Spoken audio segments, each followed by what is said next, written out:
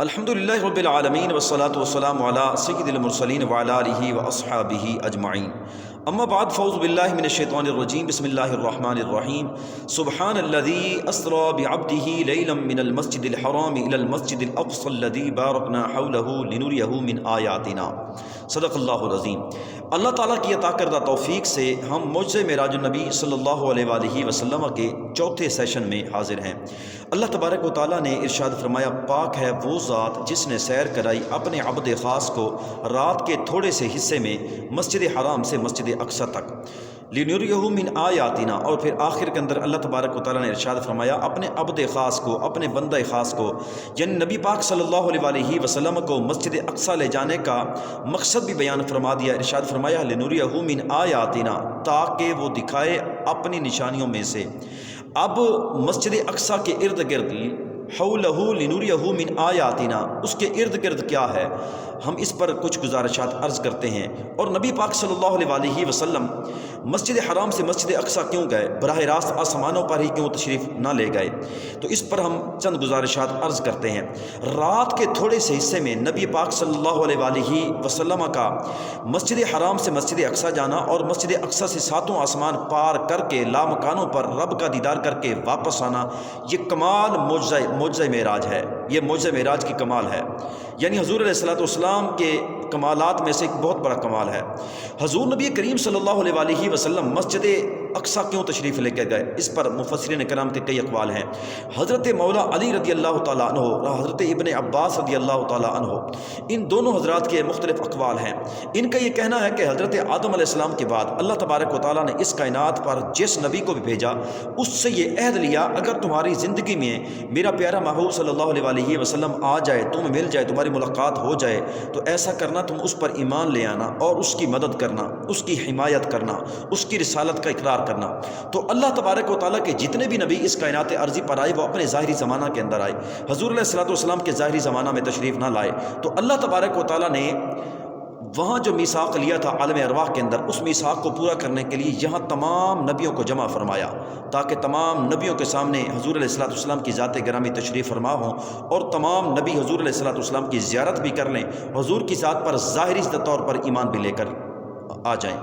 اور اللہ تبارک و تعالیٰ نے مسجد حرام میں حضور علیہ السلام کو مسجد حرام سے مسجد اقصی کا سفر کیوں کروایا، اس پر ایک اور قول یہ ہے، مفسرین کرام یہ کہتے ہیں کہ حضور علیہ السلام چونکہ مسجد حرام سے مسجد اقصی تشریف لے گئے تھے، اگر حضور علیہ السلام ڈائریکٹ لامکانوں پر جاتے اور زمین پر تشریف نہ رکھتے تو ظاہری طور پر جو کفار تھے وہ انکار کر سکتے تھے، جیسا کہ انہوں نے کیا بھی۔ تو اللہ تبارک و تعالیٰ نے حضور علیہ السلام کو مسجد اقصی کی سیر اس لیے کروائی چونکہ مسجد اقصی کو کفار نے دیکھا ہوا تھا، اور مسجد اقصی کفار کی نظر میں تھی، یعنی انہوں نے ان چیزوں کو دیکھا ہوا تھا، تاکہ حضور علیہ السلام واپس تشریف لائیں اور مسجد اقصی بھی ذکر ہو تو وہ کفار کہیں ہاں جی یہ بتاؤ وہ مسجد اقصی کیسی ہے، اس کے دروازے کیسے ہیں، اور اس کے دالان کیسے ہیں، اس کے پردے کیسے ہیں، اس کے دروازے کیسے ہیں، اس کا رقبہ کیسا ہے، جیسا کہ انہوں نے سوال کیا بھی۔ تو اللہ تبارک و تعالیٰ نے معجزہ معراج کو سچ کرنے کے لیے ایک دلیل یہ بھی رکھی، تاکہ حضور علیہ السلام کے سامنے جب کفار یہ سوال کریں بتائیے جناب آپ مسجد اقصی گئے ہیں تو مسجد اقصی کیسی ہے، تو حضور علیہ السلام کو اس لیے اللہ تبارک و تعالیٰ نے مسجد اقصی کی سیر کرائی۔ اس پر تیسری دلیل مفسرین کرام یہ دیتے ہیں کہ حضور نبی کریم صلی اللہ علیہ وآلہ وسلم چونکہ آپ امام الانبیاء کا لقب رکھتے ہیں، اور حضور علیہ السلام جیسے ہی مسجد اقصی تشریف لے کر گئے تو تمام نبیوں نے خطبات دیے، اپنے خطبات دیے، اپنی نبوت اور رسالت کا بتایا، اور اللہ تبارک و تعالیٰ کی توحید کا بتایا، اپنے زمانے کا بتایا، اپنی کتب کا بھی بتایا۔ تو حضور علیہ السلام جب تشریف لائے تو اللہ تبارک و تعالیٰ کے پیارے نبی حضرت آدم علیہ السلام نے حضور علیہ السلام کا تعارف کروایا اور بتایا کہ یہ امام الانبیاء صلی اللہ علیہ وسلم ہیں جن کے لیے کائنات بنائی گئی ہیں، اللہ تعالیٰ نے ان پر قرآن نازل کیا ہے۔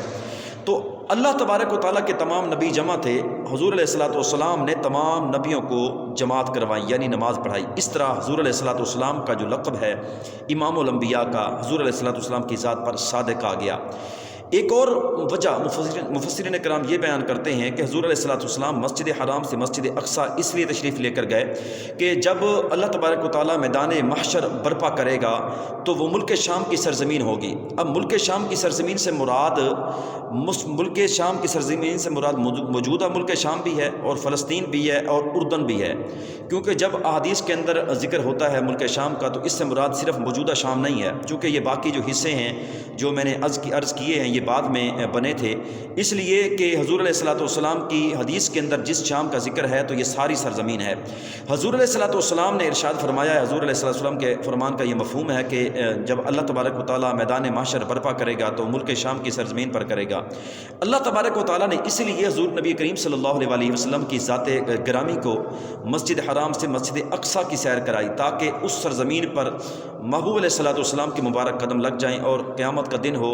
اور غلاموں کے پاؤں نہ جلیں، اور حضور علیہ السلام کے مبارک قدموں سے غلاموں کو جو ہے وہ خیرات ملے، اور حضور علیہ السلام کے در کی خیرات کی برکت سے قیامت کے دن حضور نبی کریم صلی اللہ علیہ وسلم کے غلاموں کی نجات ہو سکے۔ اس کے علاوہ ہم انشاءاللہ معجزہ معراج کے اگلے موضوعات اگلے سیشن میں عرض کریں گے، تب تک کے لیے وما علیہ الا البلاغ۔